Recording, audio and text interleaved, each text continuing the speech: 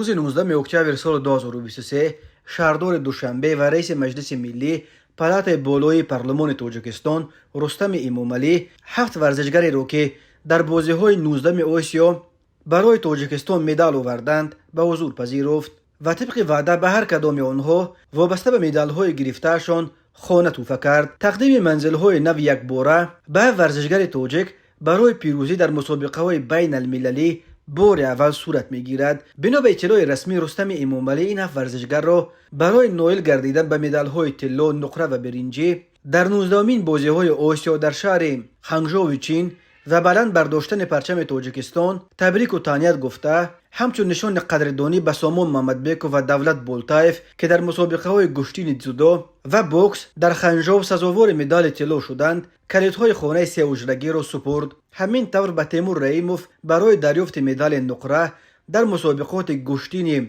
جودو خانه دو حجرگی و برای بیروت خوجزاده،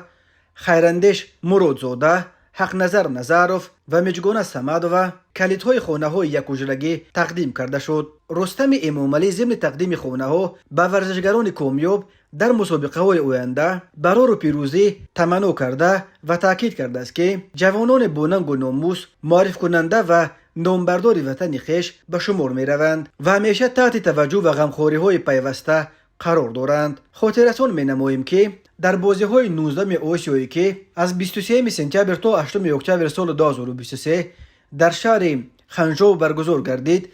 118 ورزشکار تاجیک اشتراک داشتند. تیم تاجیکستان از این مسابقه با 7 مدال، 2 طلا و 1 نقره و 4 برنجی به وطن برگشت. تاجیکستان از لحاظ صفت مدال ها در بین 45 کشور در زینه 24 و از لحاظ شماره عمومی مدال ها در زینه 25 قرار گرفت.